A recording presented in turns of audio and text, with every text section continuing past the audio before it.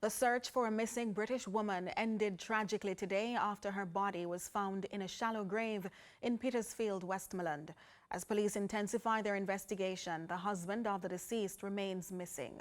The case has sparked renewed concerns about women's safety and ongoing violence against women in Jamaica.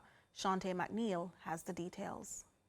The search for 64-year-old British national Dawn Anderson ended tragically on Tuesday as police discovered her body in a shallow grave in Petersfield, Westmoreland. The decomposed remains were identified at the Daily Funeral Home in the parish by her elder sibling. Anderson, who arrived in Jamaica on November 25 of this year for her annual vacation, was reported missing 2 days later. The husband of the deceased, 37-year-old Andre Morrison, the last person to have allegedly seen her before her disappearance, has not been seen since. Spoke on Wednesday morning. He told me he dropped.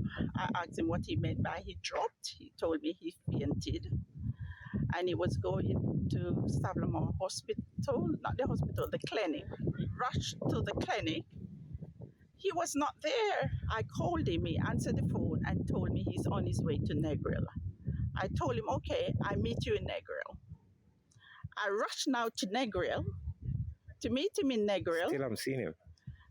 And still not seeing him. The police have confirmed that Morrison has a history with law enforcement and is being sought after across multiple divisions for questioning. Anderson's grieving sister described her as a loving mother, grandmother, and dedicated community caregiver. The incident has reignited concerns about women's safety in Jamaica and the need for stronger advocacy against gender-based violence, which Executive Director of E4Life, Joy Crawford, explains shouldn't have to be justified.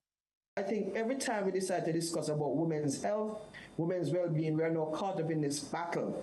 Why are we doing that? And why, we have to stop that, because the fact is women in our country have less agency when it comes to protecting themselves against domestic abuse and violence. So that's one thing I'd like, a fair, honest conversation that we can see the issues that are impacting women and girls fairly without having to feel as though, again, we have to justify why we're having this conversation. Police investigations continue. Chantae McNeil, CVM News.